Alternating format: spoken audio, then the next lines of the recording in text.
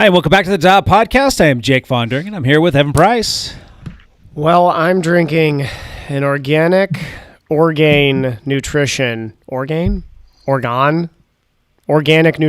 vanilla, sweet vanilla bean flavor. I thought you were drinking some Metamucil or something over That's there. basically what it looks like. It looks like I'm just drinking, I'm getting my protons and my gluten-free and my vitamins and minerals in here. So That a kid. Staying healthy. soy-free, non-GMO.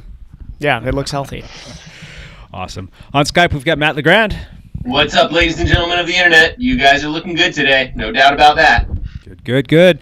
And also coming to us via a webcam somewhere in the Pacific Southwest, Northwest. I don't know where you're at.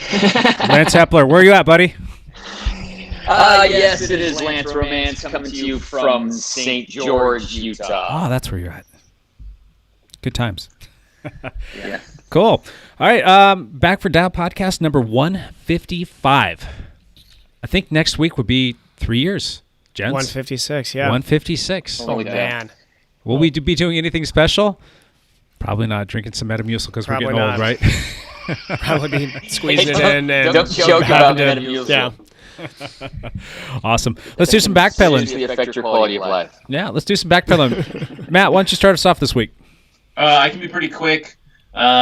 Team ride, I think, was the only real hard bike ride I did. Went to see Evan's PT clinic to have him check on my ankle, and he said the peg leg is a go.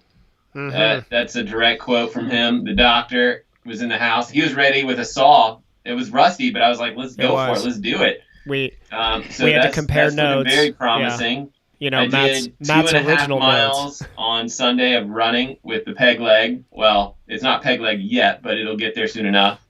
And not a ton of biking, really just Zwift. I should have gone out, and I thought about this.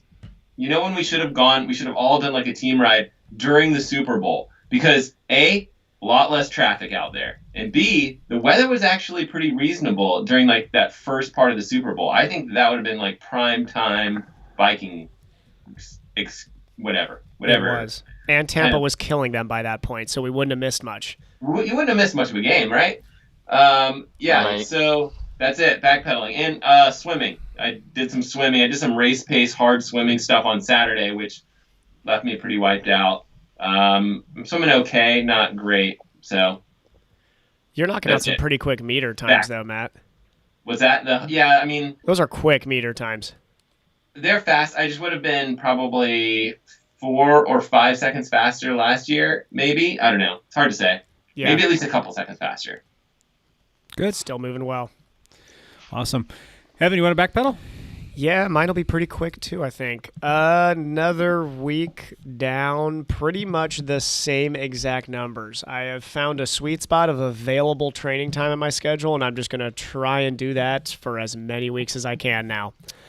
How many hours is that? It's between 18 and 20 total, 18 to 19 with maybe a 20 if I have a little bit of time more in the week. A lot of quality in there.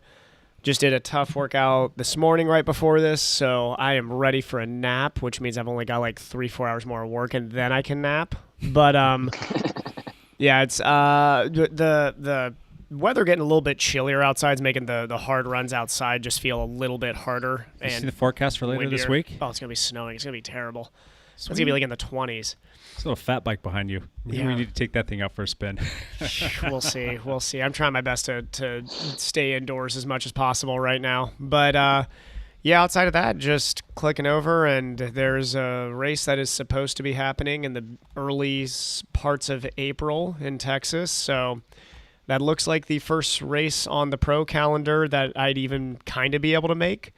So that's on the schedule now. Will it happen? Who knows? But if it does, I will be there. So Cool. I just on Saturday got my second dose of the vaccine, so that's nice to get that out of the way and in the clear. Yeah, outside of me complaining about my back being a little bit sore and my shoulder hurting, I was fine after it. So Cassie had me swim right afterwards too, which gave me some false hope. I was like, oh man, the shoulder's not too bad. And then 3 hours after the swim, I was like, no, it's pretty sore. So that may just be because my swim form is so bad now, Matt, that my left shoulder is just constantly going to be in a state of soreness now until I get faster. How was, like, did you feel sick after the second shot? Like, a lot of the people I talked to after the second shot, they feel really crummy. Yeah, no, I was fine. I did about 5.5 hours of training the next day. The sleep wasn't great, but I think that actually had more to do with the fact that Saturday was one of the tougher days of training I've done in a long while. So I was lucky. I'm feeling just fine. So I think I've got a couple friends of mine who had similar responses, Matt. And I know Kristen had a pretty similar response too, right? She felt pretty bad actually after her second shot. Yeah. She was not. I'll tell you what she wasn't doing. 5 or 6 hours worth of training the next day. I actually felt a little crummier probably after the first one, to be honest. After the second one, I think I just expected to feel crummy, so maybe it was like a oversell, underperform. So what you said you were gonna give us your wattage for being on the trainer. Yeah, so Jake and Lance completely misunderstood that. Me and Jake Yes, were talking we about did. this. So Lance, the race So efforts. doesn't matter though. I win. Oh, right? Matt smoked you guys. Yeah. So the Hold on, race hold on. efforts were the day before. Okay, not so the- just out of curiosity, what was the average power on those race efforts for the 3 hours that you rode? So my goal is to hold about 295 to 300 for the 70.3 bike. So was that what about 80 minutes at 300 basically. Okay. All in aero the day before, and then jumped off and ran an hour at goal run pace, which is closer to 540, 545. So that was the workout, and then I literally got in the car and went straight to go get the vaccine. I would not advise anybody doing that. It was not fun to be hydrating like my life depended on it going into getting that thing done. But then the next day I sent out a message to Jake, Lance, and Matt saying, okay, next time we're all in the podcast together, whoever guesses my wattage closest on this 4-hour ride wins. And Matt comes out with a solid guess first. What was it, 137, Matt? Was that what Yeah. I think Yeah, I 137. just looked up the numbers right now. Which honestly, 20 minutes into the ride, I was like, "Ooh, Matt's gonna be really, really close on this one." And then Jake and Lance's guesses come in, and I think they thought I meant I was doing a 4-hour race effort. So the guesses came in like 260 and 290, I think, which I appreciate, Lance, that you think that my fatigued aerobic wattage is about 300 watts. I am not Filippo Ganna, though, so it was closer to the 150 mark. I think it was 147. Nice. Yeah, I guess completely wrong. So Matt won himself a classic Pepsi. Oh, good. Yeah. Good luck finding that. Yeah. I'm sure it's gonna be easy. I'll search this year. By 2022, I'll find it for you. Hey, Mr. Lance, you want to backpedal? Sure. I've been out here in St. George and just loving it. The weather's been fantastic. I put in about 16 hours this week, and I kind of spread that amongst gravel riding and mountain biking and riding. So it's been a little bit of all of that.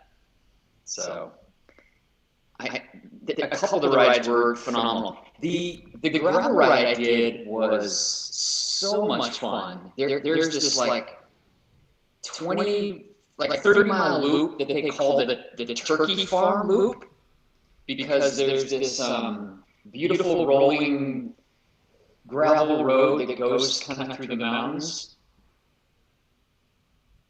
And but those rolls like an 11-mile climb.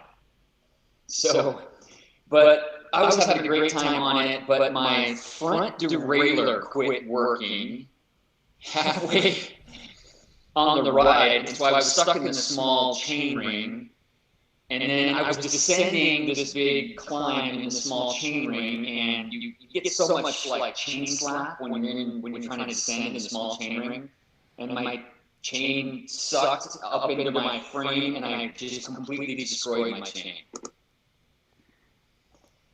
That is pretty unfortunate. It looked like a ref picture. Yeah. Was that hike a bike situation, or did you have to call for support to come pick you up, or were you in range of cellular service? I kind of had cell service, and so I called my buddy and called in the rescue. And while I was waiting for him, I decided to see if I could fix it. And in the process of waiting for him, I was able to fix it.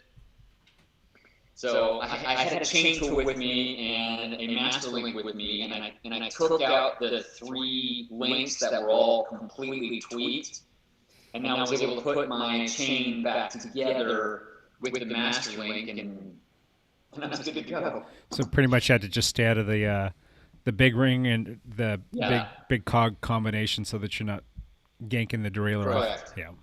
But by that time, my buddy had got there, and then it would be rude if I didn't jump in the car with him. He just drove like 20 minutes to come find me, so I just punted it and went with him. So. Cool. When do you get home?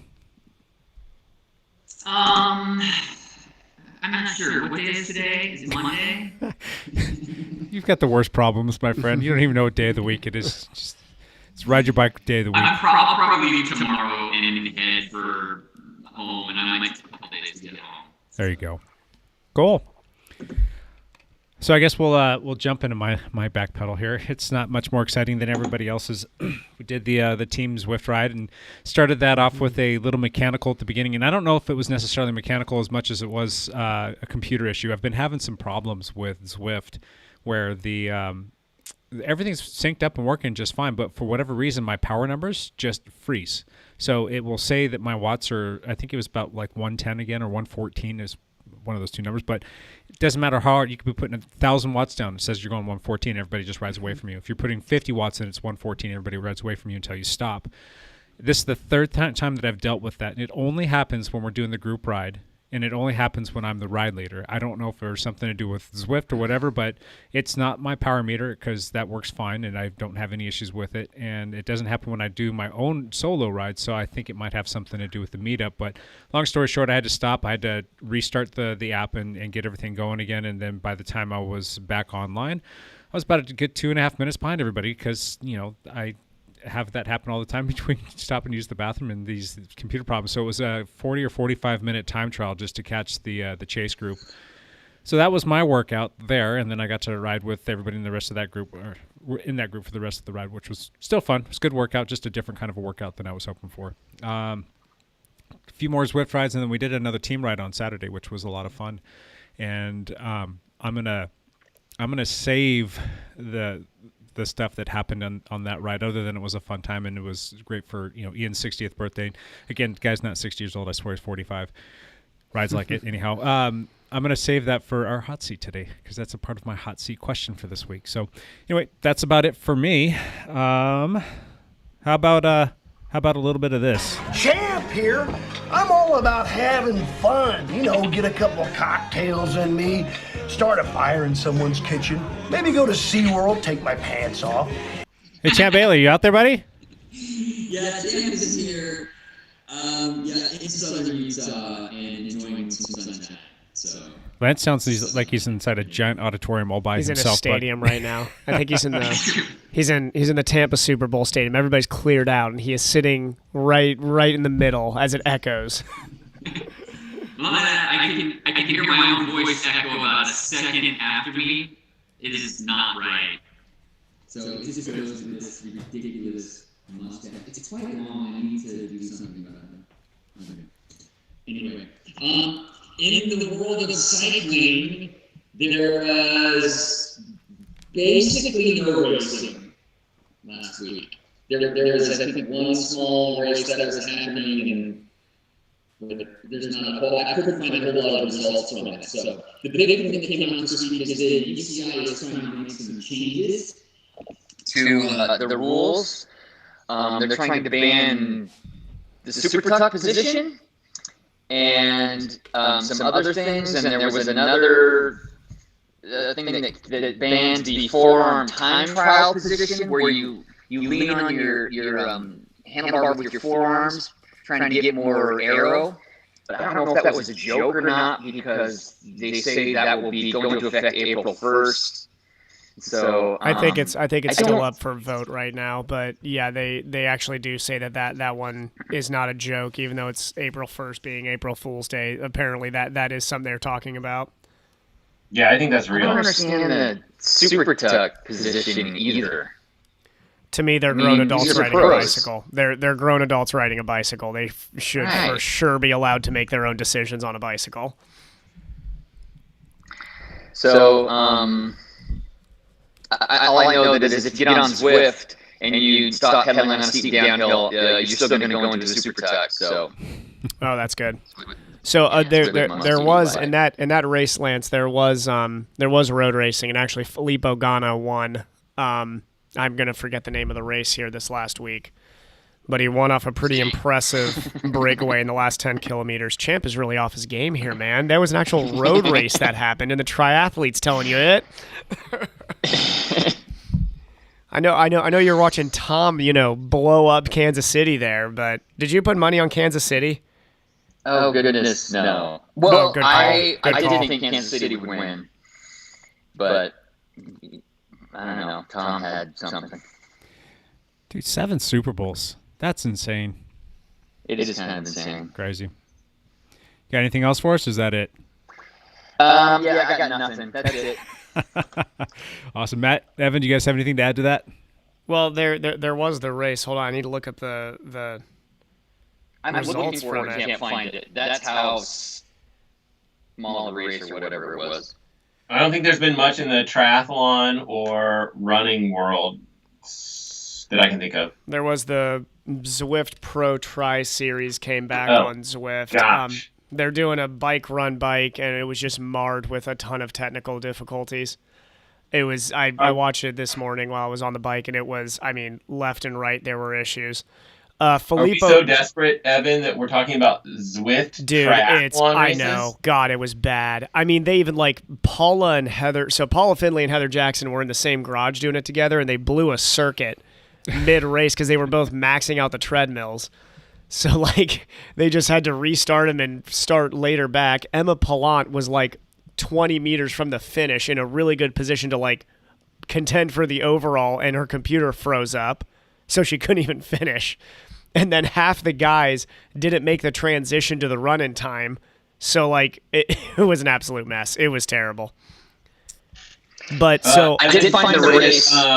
Did you see that Drew Hunter's indoor mile? Yes, that's the American news. high school record went down. Yes, I did 3:57 and change. Correct, Matt? Yeah, 3:57. That That's is an indoor mile. High school record, insanely fast for a high schooler. He was right next to Willis, the Aussie Olympian. He was a second off of him at the end. He podiumed the race. Yeah, Nick Willis is from New Zealand. But New Zealand. My bad. Yeah. Yeah, sorry, same difference, New same Zealand. difference. They don't Ooh, care. some Kiwis are really, really mad at me right now. Sorry about that. But yes, Nick Willis is a Hall of Fame-esque runner. and he's been around He's forever, my age, Matt, hasn't and he? he's Yeah. 4-time Olympian or something like that, Yeah. and he's He's like still running 57. fast. Yeah, I he's think that they're training partners or buddies or something like that. I don't know if they're training partners or if he helps coach or something. Who knows? Well, whoever because the kid was he on your radar? Because he was completely out of my radar. No, I don't follow that stuff as closely as I should, but Yeah, he put down some amazing. But yeah, Lance, I found the race too. Did you? It was stage 3 or 4 of a small one week tour. It's a 5-stage race called the Étoile des Bessèges. Yes. I'll give you a buck if you can say it the exact same way again. I cannot. But Filippo Ganna showed that he's really fast on a bicycle still. Yeah, he won the time trial and he won the previous day's stage road race That was the more amazing bit. Yeah. he was the breakaway, and he broke away from the breakaway group to solo to the finish. Yeah, he was on another level. He pulls away from this breakaway group. I saw the last 10K of it. I think it was 10K out or 8K out, a ways out. And he is laying it down, and everybody behind him is on the rivet. And they're all there's 8 guys in this break cycling through, all doing equal work. Two or three FDJ guys, and they could not bring him in. He was just pulling away, probably putting over. I would love to see the power profile from that. I'm sure he was north of 500 watts the entire last 10K. Cool. Matt, the guy's name is Hobbs Kessler from Ann Arbor. yes. Is he from Ann Arbor? Yeah, Michigan teen, Hobbs Kessler. Michigan makes fast runners. Dude, they Kinda do. like I know. Portland area for some reason. You get Why are fast runners none of there. those kids from Ohio? It's barely north of Ohio. Right on. All right. Well, anything else, guys, for the lead out news? I've got 0 to add to that, by the way. You guys- Tim Bailey out. Cool beans. All right. A little Patreon drawing, guys. Yeah. You got Hawaiian music for the Patreon drawing? We're supposed like to be in mid. Southern California for training camp about right now. We need to be, yeah, I'm because dying for like some sunshine. it's 30 degrees and cloudy out here. Oh. Yeah, we had some Hawaiian music. I figured that would kind of suffice for us to do this. So we're going to do Next another will be even Patreon worse. drawing. We've got a sports belt from Aftershocks, kindly provided by Aftershocks. Oh. And to go along with that, because, you need to be seen, this little Sierra Nevada red flashy taillight thing to put on your bike. Oh, is that from Carlos? Thank you, it's from Carlos. Carlos from Sierra Nevada. They hooked us up with that. So that's going to be our little drawing for this week. Let me stir this thing up. Evan, do you want to pull out a name? I'll grab it. All right, we got this. The people are watching on Let's YouTube see. right now. For those who are watching It's a live stream. fair draw. And Rob Buck, who I just met for the first time, actually, I think it was Hold last on. week. No, there's no way. I think he snuck in here and he put his name in there like 15 times. I'm sorry, Rob, but your name was not supposed to be in there. Oh, really? Yeah, he's Okay. won like so many times. We're gonna do one more. Sorry, Rob. Yeah. Oh, man. I don't. How if is it was that up he to me and wins Rob, every you'd single still week? win. If it's Rob Buck again, that's hilarious. Alan Wills? Alan Wills. Alan Wills. Hey, Alan, if you listen to this, Oh, shoot man, us- Jake's handwriting is awful. Sorry, No, Alan. it's not. You just can't read because you're blind, my friend. This is true. The E and I was questionable. So, Alan, if you're listening to this, shoot us an email. You can do Jake at Dialed Cycling, and I will get in touch with you, and we'll make sure that this gets to you. I don't think you're a local, so we will shoot it out to you in the old postal and go from there. Cool. So yeah, that's about it for the Patreon. If you yourself are interested in becoming a Patreon, you can go to dialpodcast.com, and there's the link right there on that homepage for Patreon. Go in there and choose something that works best for you. We'll put you in these drawings so that you can win some cool stuff, and you can help support the show, which is kind of fun. Moving forward, it's about that time for us to do a little bit of that hot seat stuff. So the hot seat's back, boys. You guys got something for me? Mm-hmm. Evan, you got one yet? Oh, I've got one. All right, then. One's mostly for Matt, but yes, another one's more cycling based. Gotcha. Well, start us off then, Evan. All right. This is, I mean, me and Matt talk about running enough on here. I feel like this is one that everybody can guess. I hope that Evans is like, I did this workout. It was 200. What's my Let's 100K? extrapolate that out to a 50K ultra run. No, Go. that's too short, Matt. We need to extrapolate it out to 100K. Okay. 100K.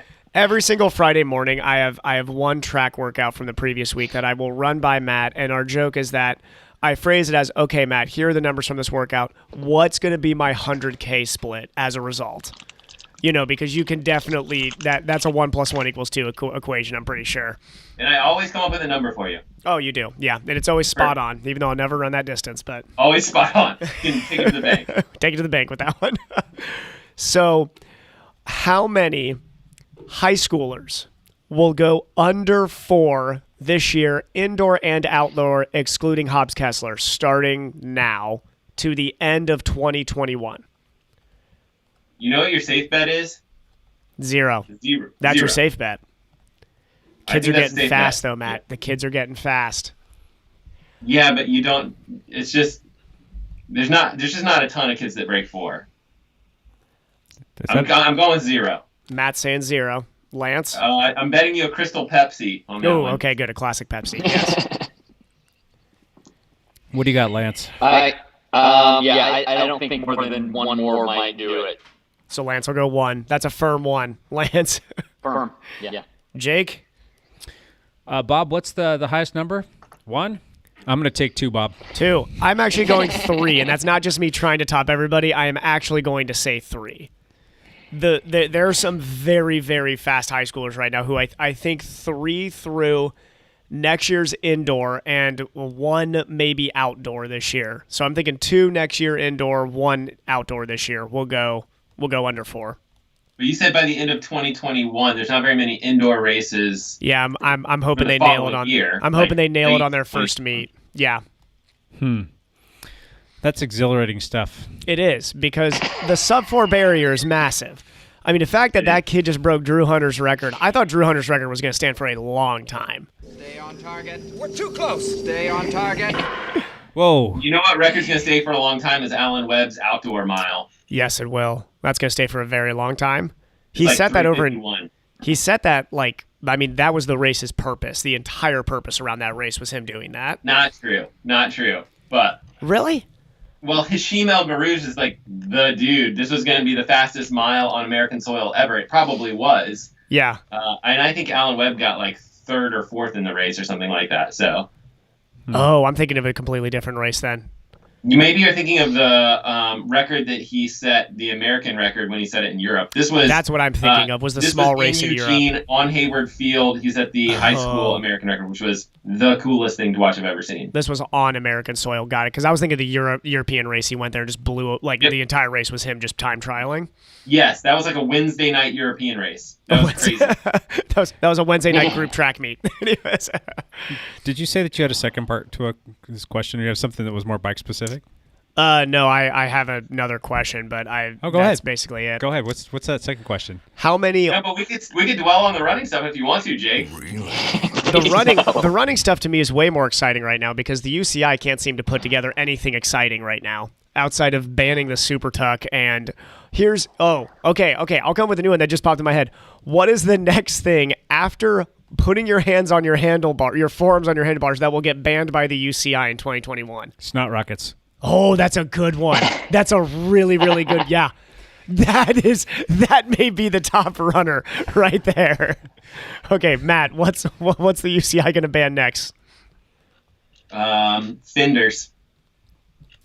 Nice. Lance? Support vehicles. I think the next thing they're going to ban is finish line celebrations taking your hands off the bar because they're just on a quest to ruin fun. So I think that is going to be the next one to go. Does Julian Alaphilippe beat Roglic in that, what was that, Flanders or something like that last year where he sat up to celebrate with his hands off the bar? Yeah. Do you think he wins Was if that he Flanders or what was that? Best on? Probably. It was Liège. Was it Liège best? It might have been. I forget. Whatever that race was. Yeah. Put his hands up there, celebrates Roglic for the win. Yep. So. Yep. All right. Cool. Are you done with your question? Somebody else go. Yeah. I've got a couple more, but I can't use them all right now. Hepler, go. Okay, so do you guys super tuck? No. Absolutely not. I don't get paid enough for that. Sometimes. Just playing around. I don't do it in a race situation. I don't do it unless I know that I can 100% control my speed, and I don't do it if I'm generally going over 40 miles an hour, which it doesn't make a lot of sense to do it. It's just not worth it to me. If somebody wanted to write me a big giant check, then yeah, I'll take a chance, but I guess I can't do it now anymore. So for a 6-figure salary riding bicycles, absolutely I would super tuck. Yeah. 100% I would super tuck then. What about you? Matt, on your trek, have you super tucked before, or was that? Yeah, actually, when my handlebar broke, I was super tuck. Super tuck and roll.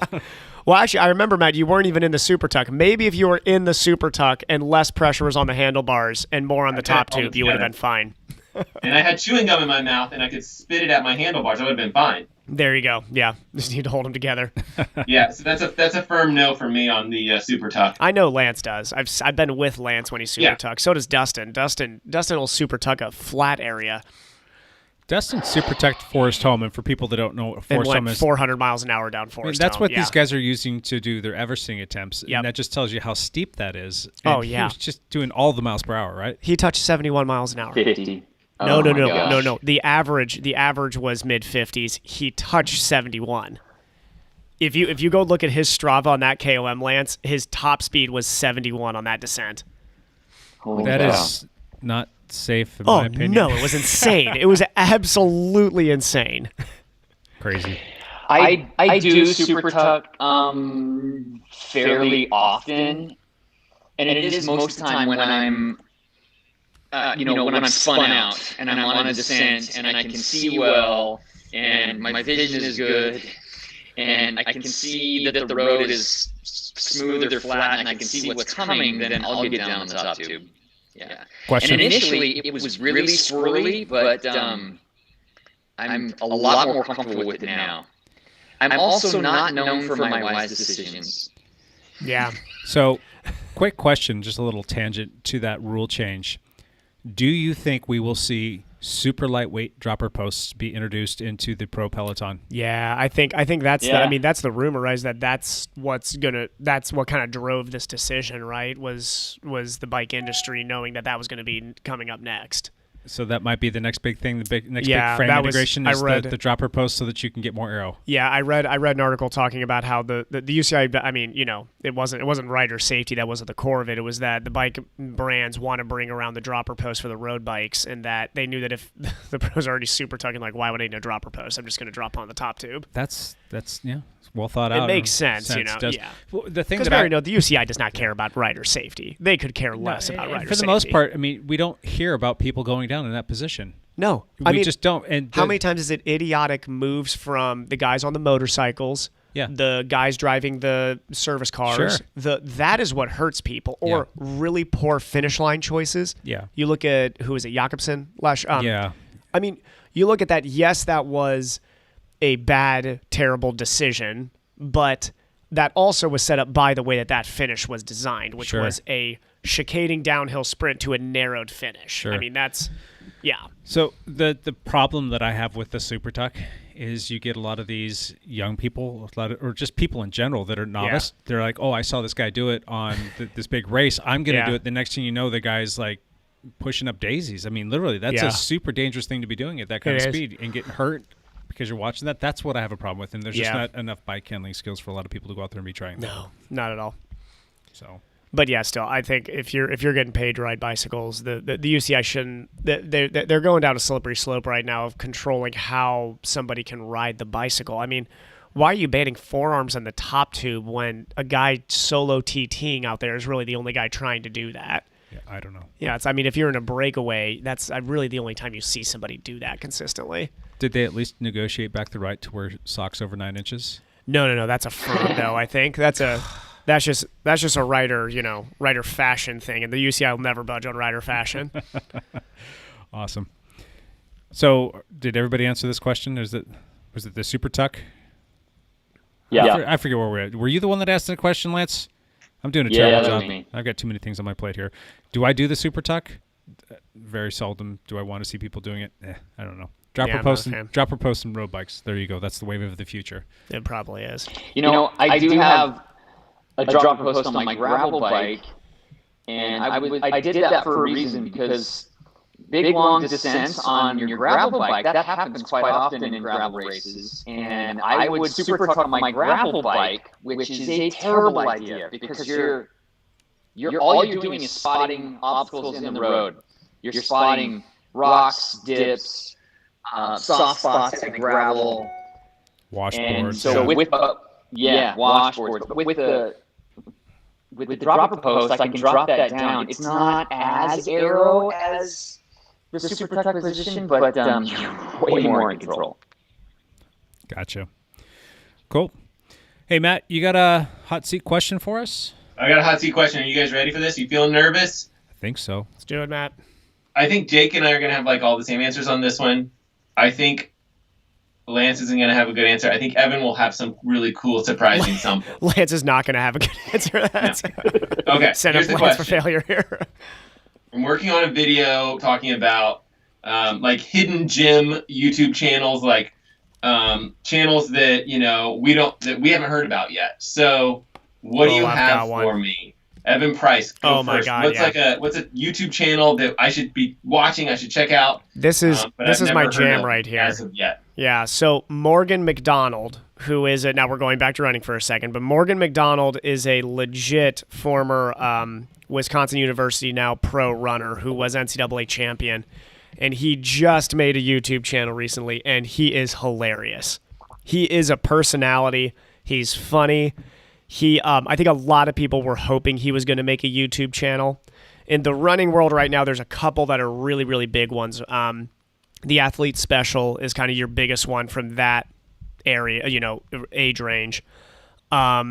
Seth MacFarlane? No. Seth. If you just type in Seth running YouTube channel, he'll be the one who comes up. Seth James Damore. Thank you, Seth James Damore, who used to run at University of Colorado. Absolutely awesome channel.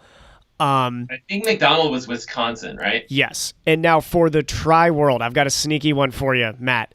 Ari Okay. Clow. A-R-I Clow. We've already talked about him. We have. And his channel is he's a cool story. He ran for UVA, Virginia, Yes, he I did. think. And he was legit. He was very, very, very fast at UVA. Yeah. And he is Legit miler. he's a very good cyclist too. He's already become a very strong cyclist. He can't swim to save his life. So Yeah, I wonder if he'll go draft legal. I mean, I guess he can't, right? Because if you can't swim, you can't swim. that's going to be his problem. I hope that he just gets a tri bike and tries to go half iron distance. Yeah. But yeah, it'd be tough for him. But still, he's a miler. A half marathon's a big ask. I mean, It we'll is. see. It is. And then on the cycling side of things, I really like. So everybody knows Vegan Cyclist.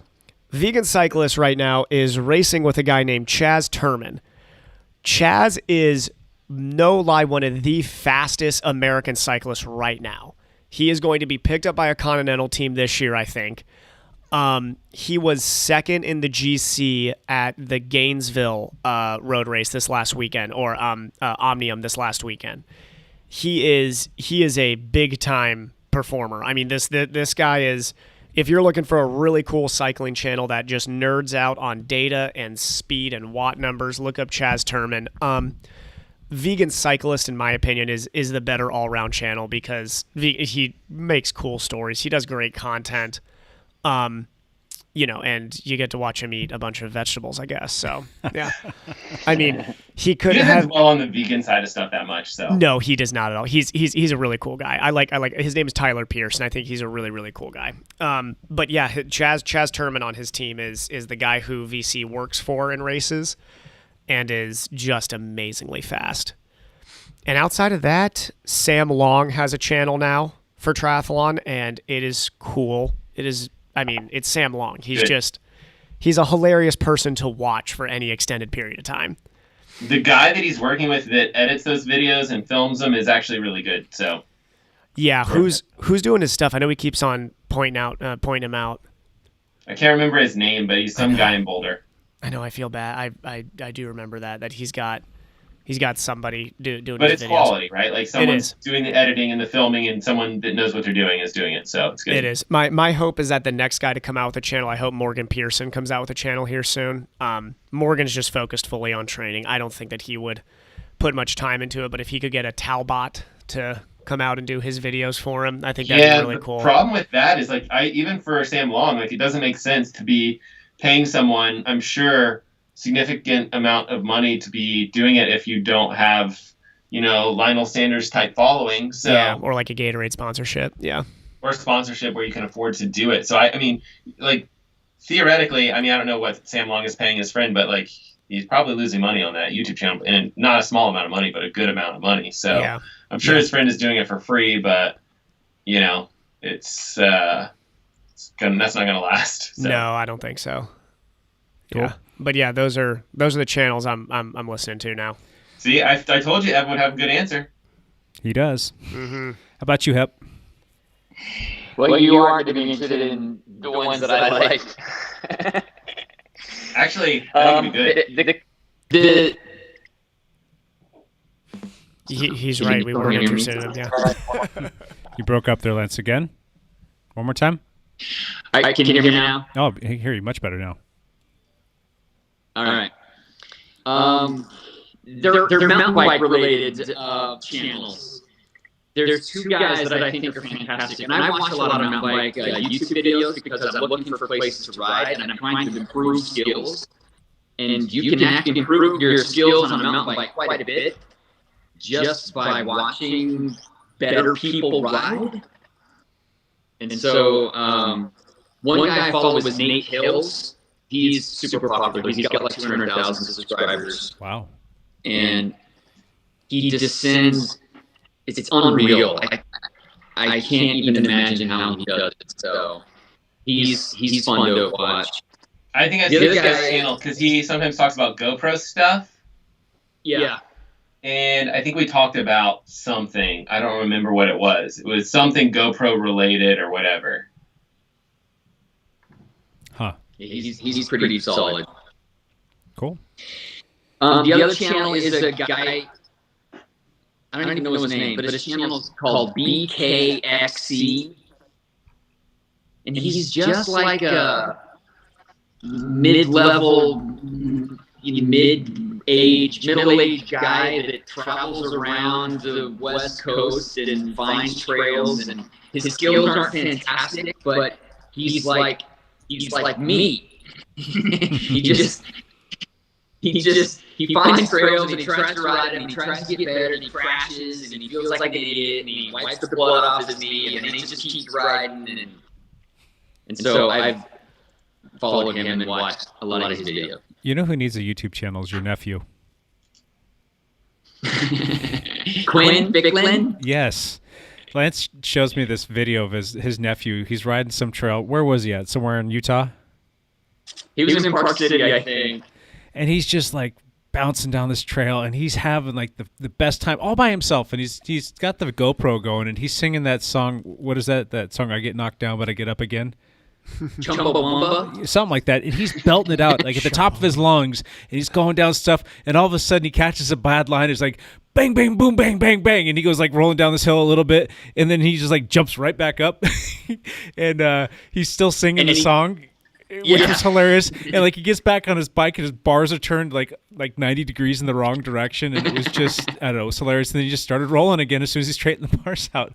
I don't know, it was pretty funny. So it is funny. Cool. Evan, are you all right, folks, I'm out. Evan's got to go work with the population of people, so we'll see you, bud. Cool. That's a good one. Yeah, Evan.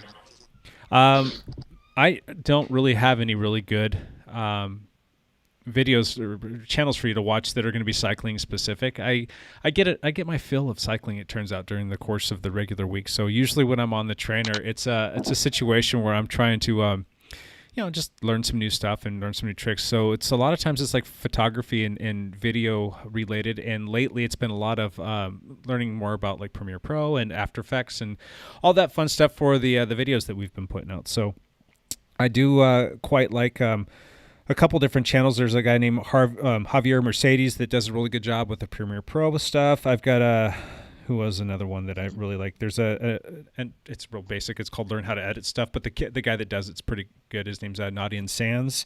That's a good one. Mark Denny does a really good job with a lot of landscape photography, so that's really fun. And probably like my favorite right now is anything by Gerald and Dunn. He that guy is just sharp. He's witty. He's funny, and he just built a new studio, so it's been kind of fun watching him go through all the iterations of that. And everybody's listening to this groaning and droning that they don't really care about that, so I'm going to move on. That's good, actually. There's actually, except for Gerald and Dunn, I didn't know either of those people, so good. I'll have to go back and take notes. Yeah, it's fun stuff. Yeah, what were you going to say, Lance? There is a question that came in on the live stream. Oh, go for it. This came from Sean Twing. He said, curious if any of you have seen the new Chris Froome video on his YouTube channel. And he talks about his factory bike and the disc brakes.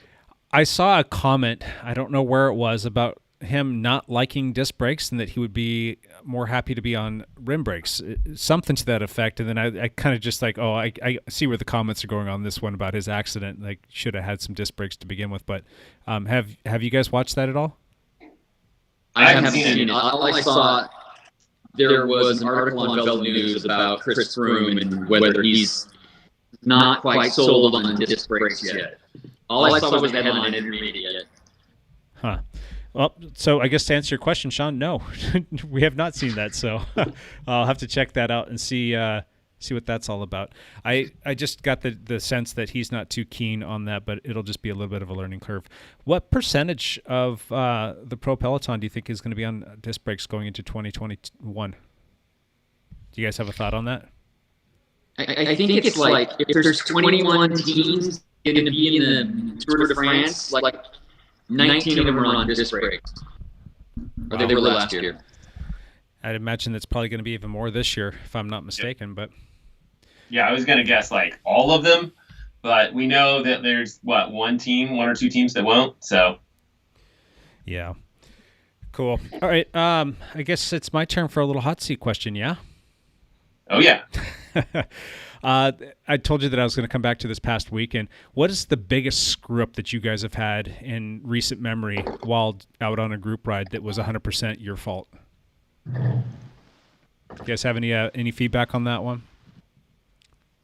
I think Lance got up and left the room. Evan's gone. It's just me and Matt.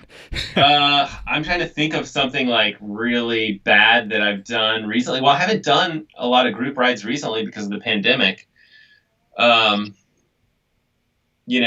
like there's always like that, you're talking or if you were in a really large group and you're talking and you cut someone off that's behind you, you feel, even though, technically your front wheel is ahead of theirs, but there's still that like, hey, I shouldn't have come in or moved out or whichever way it was, and you really want to make sure that all of your moves are clear and expected from anyone behind you. So I've definitely fallen to that one many times. How about you? So basically on this ride this past weekend, I have been in dire need to switch out my rear tire, and I had a new tire that was sitting on my workbench at the lab here. And I forgot to take it home with me to put it on my wheel this past weekend. I'm like, I'll be fine. Wheel's still holding air, all that good stuff. But I knew better. I'm like, I should have changed that. I should have at least put a little bit of sealant in there, because I know I haven't put sealant in a thing in like 7 or 8, 9 months, something like that. It's been a long period of time. So, we get out on the ride, and I managed to pick up a nice little chunk of glass that really went through the tire pretty well. I mean, it was a good size. And it immediately caused me to go flat, and not even, I think maybe like 2 drops of mist of sealant came out, and it was just me riding on the rim. So that was problem number 1. So it's cold, it's low 40s, and it's like light drizzle that started to kick on a little bit later in the day, but it was not a pleasant day. I just thought to myself, well, I got to tear the tire off. I got to put a tube in there because I didn't have any sealant, and it's not going to seal itself. So get all the crap out of the tire, including the glass. Go to take out the valve stem, and lo and behold, the nut on the valve stem is completely like adhered to the actual valve itself. So the threads were not loosening up.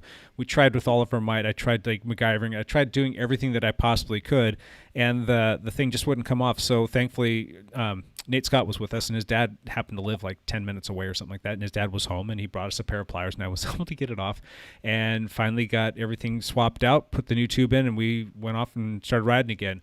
Probably 20 minutes later, I was flat again, and it wasn't because I forgot to take something out. It was I went to like a little landmine of like little wires, and 3 of them were stuck in there like little porcupines and flatted me again. So for me, it was just like a knucklehead thing. I knew better. I know that I should probably carry extra CO2, so I had to borrow CO2 from everybody or from somebody.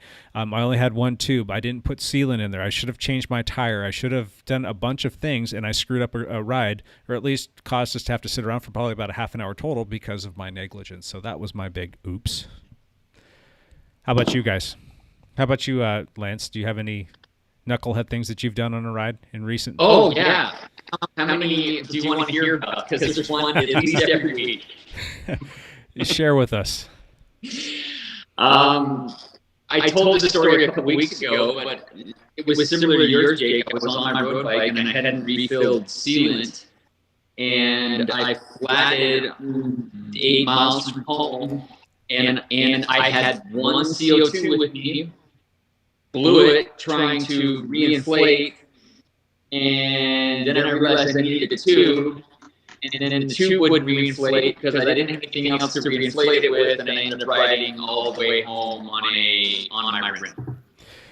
Yeah. That story went through my head while we were sitting on the side of the road. I'm like, I just listened to Lance tell the story, and it went through my head of, you know what, I should probably get that tire on there, or at least put some sealant in there, because the tire, it's not showing threads just yet, but it's getting low. It's just at the end of its life. And I had taken the time to switch the front tire out. I just didn't have time to get the back one done before we were going on a ride. And here I am riding these mismatched tires. Yeah, I'm an idiot. So you got any other stories? Thing I screw up Go ahead. quite often is I have a Camelback chase vest that I wear when I mountain bike or when I gravel ride. And I always forget to take out the gravel tube and then put it in a mountain bike tube. Oh, And so I'll be on a gravel ride, and then if I have a flat that I can't fix, there's a mountain bike tube there, and then it's not going to help me. gotcha. Well, live and learn, right? Yeah. You guys got any other hot seat questions? Anything else since we don't got Evan here? We got a few minutes. Yeah, no, maybe so. Okay, what are you all most looking forward to in the next 4 weeks, bike-wise? Go, Matt. Hot seat again. Next 4 weeks, I'm looking forward to. We're gonna potentially get a little bit of snow here this week, so it would kind of be cool to take the mountain bike out in the snow. Ooh. I don't know. I got a mountain bike. Might as well use it. And then after that, I'm hoping for, like one nice, decent day to go get some sort of decent mileage outside, like even if it's just like a flat 50 miler or something like that, it'd be nice to get outside. Lance, can I ask you to extend that to 5 weeks so I can answer your question? Okay. I'm looking forward to the time change. I really am. I hate this time of the year. I hate the short time in the afternoon where you can't get outside and ride. So I'm usually at the lab until about 5 o'clock, and I get home and it's not going to be light for much longer. And there's times of the year where it's dark at 4:30, so I'm leaving here and it's dark. So I want to be able to ride outside, and not only do I want to be able to ride outside, I want to ride with our team. So we will kick off our Wednesday night rides again outside, and we'll go beat each other up and chase down some stop ahead, stop up signs. And that's what I'm really looking forward to the most. How about you, Lance? Well, there's a couple of races potentially on the calendar, not road races, because we're still not in a place in the Portland area where we could do any type of Mastar road race. But there are some mountain bike races happening, and there's a gravel race happening in Northern California. That I'm hoping still happen. I think that's the first weekend in March. That's the Shasta Gravel Hugger? The Shasta Gravel Hugger. It's a second-year event. Last year, they had a weird weather weekend and it snowed during the race. And so they had quite a big DNF rate. Yeah, and it was right before the pandemic hit and things kind of shut down, so it was one of the only few races that happened last year on our local calendar. Gotcha. So we're hoping that it's better this year. And we do have a road race coming up in May, though, a mass start up there in northern Washington area. It's like, was it southwest of Tacoma, if I'm not mistaken, the Vance Creek Road Race that's being put on by WSBA and the promoters up there. Yeah. Do you think you'll get up there to do that if there's still some spots open to register? I'm hoping to. Gotcha. It's an open weekend for me, so I'm hoping to do that. Yeah, we all got called out by Ian Gibson and Chris Surratt this weekend. They put us on notice to get registered for that. So if my shoulder's filling up to it, I'll give it a go. It's 66 miles, if I'm not mistaken. Yeah. And it's a 40-plus race, so not a 50-plus race. So I get to race with you, Dave. Yes, you do. It's an open cat race, too, if I'm not mistaken. But it's limited to a field size of 30 for our field. Yeah. That could be interesting. Right on. Yeah. Matt, did you have any you want to come in for seconds on the hot seat questions? No, I don't have, a whole bunch of stuff hot seat wise. You guys, I'm talking a lot about heart rate monitors on my YouTube channel. Do you guys wear a chest strap when you go for a ride? I can't remember. I probably asked you this before. Almost every time. Yeah, me every time. Yeah, and I only say almost is because there's that rare time where I'll forget to put it on because I'm in a hurry. So. Yeah. And you guys both use the Garmin chest straps, right? I do. Yes. How's that coming along in your review process? Are you getting? That thing's great. It's nice. I have a video coming out that's like some cheap alternatives for like $30 that are very accurate. So, and then I'll have another video. Maybe I'll just spread it out a little bit so that it's not like so much heart rate stuff on my channel. But that one will be like the high-end heart rate monitors. Like, how do you distinguish between those and I've got the Garmin one, I've got one from Wahoo, and I've got the high-end one from Polar. And so those are like the three big, I think, high-end heart rate monitors. So it'll be good. Gotcha. Hey, speaking of YouTube, I haven't had a chance to watch it, but I think I saw that you were a guest on somebody's channel. Matt, what was that all about? Yeah, this guy named Dave Dillon, he does a lot of ultra running, but he also talks a ton about watches and stuff like that. And he's kind of same kind of content as like DC Rainmaker or something like that, a lot of sports tech. Okay.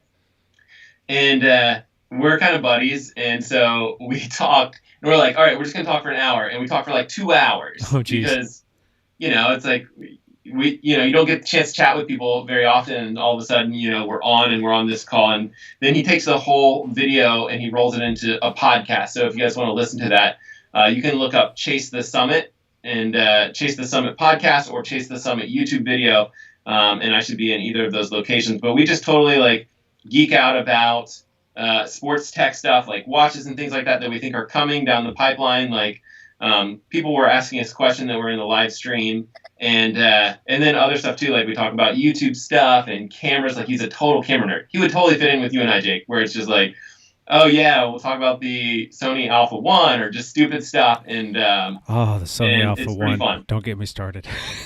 I know. I'm like, oh, Jake needs to buy that so that I can. Yeah, we need play with it. We need to crowdsource $6,000 so we can get that camera. Yep. Awesome. Just out of curiosity, where's he based out of? He's like the Boston area. Okay. And he has a bit of a bigger following. He has like 25,000 subscribers or something like that. Good. Did you pick up some new subs from that? No, well, yeah, probably. I mean, you don't see like a huge spike or anything like that, but I probably did pick up some. It's hard to say, because people are streaming in, and you don't exactly know who's coming from where. But I bet you that, 10 people or so hopped on. Cool. Well, that will live on YouTube forever, so I'm sure people will watch it and they'll be intrigued by it and they'll want to know more about this Matt Legrand guy. And then next thing you know, maybe. And then there's a choice. They have to make the singer Matt Legrand or the YouTuber. Tough choice. Awesome. Lance, any other questions? I don't have any other questions. Cool. I don't really have much else to offer. I do have a few guests in the queue coming up. Oh, we didn't do it. Yeah, we didn't do it today just because we were all over the place and we were short on time and we were just going to have to squish this thing together and make it work. But in the coming weeks, we're going to have some more guests, so I'm kind of excited about that. And I'm really, again, for the past 2 weeks, has had a ton of fun with the guests that we've had in studio. It's been really neat, and I know that like just last weekend too with Paige Edwards, we've had a lot of people reach out and say how much they enjoyed having her on the podcast, and I've had people talking about like how they can potentially help support her and her quest. So that's been kind of fun. So it's neat to see this reaching people and having people get excited for the stuff that we're bringing. So kind of excited to see what happens with the rest of 2021. Should be fun. I think people liked Paige because she flipped the crap. It was you stood her ground. It was awesome. Yeah. That was very spot on. Yeah, she was excellent on the podcast. So cool. Let's jump into one last thing. Lance, start us off. I'm gonna head home and hopefully be there for a few weeks or something like that. Other than that, I don't have a whole lot to share. Where else could you be going, dude? Seriously. There's just the racing's going to kick on here. You're going to have to stay here, right? Or are you going to be traveling about the race? I want to do the races. Right on. Matt, you got one last thing for us? Yeah, go to YouTube channel. It's youtube.com/mlegrand. Check out the videos. That's what I'm up to. Latest one is like me doing a track workout, which might not be that interesting to our cycling crowd, but I promise I have a ton of videos coming out right now. I'm going to talk about a whole bunch of newer channels, new YouTube channels. I would call them like hidden gems or something like that. YouTube channels that aren't that big, so that you guys might not know about it. I'm going to do that. I'll talk about a whole bunch of podcasts. I think I'm going to do 10 different podcasts on that one. Oh, wow. Yeah. I'm going to talk about a whole bunch of heart rate monitor stuff coming out, some new product releases, as well as, all the stuff that Jake and I were just talking about with different brands and things like that, and some that are actually really affordable, that like $30 to $40 range, which, that's pretty good if you're talking about accurate data. So, I'll have a whole bunch of stuff coming out here shortly. and I may have to post more than one video per week. There's just wow. too much stuff to talk about. How are you going to come up with the time to do that, though? Seriously. Well, one of the videos that I want to do is like talking about the Garmin 745 after 100 days, because that's been 100 days, and that Sure. just those reviews take me a little bit of time, just because I like to give some technicality, to it. Like, how's the accuracy of this? How's the GPS accuracy? All these things, and I'm like, okay, I don't know when I'm going to get that built, but some of the other stuff can be pretty quick if I'm talking about some other YouTube channel or something like that. And so depends on the type of content that it is. Gotcha. Well, I have the utmost respect for you and the quality that you put out, and I think to myself, man, if I just had all of the time in the world, I could put out some really cool videos too. Working with Lance on these things, and then I get to thinking like, Matt doesn't have all the time in the world. This is a busy dude doing all kinds of stuff, and dad of 3 and a husband, and now training and all these things. I just don't know where you fit the time in. So I'm thinking that Matt just does not sleep. The key, Jake, is I'm horrible at all of them. That's the secret. Well, I would tend to disagree with that. I think that you do an awesome thing at everything that you do, and I'm not just trying to butter you up. I just think that you do an awesome job, and I really do respect you. Thank you. Kind of look up to you. I'll take it. I'll take any compliments I can get.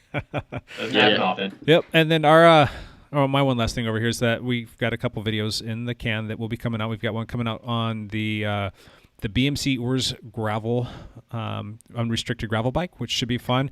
Did a little, we're starting a little series about just helping people with like tips and tricks. And the first one's going to be talking about tire flat changes, which is kind of appropriate given the weekend that I had this past weekend. So that should be fun.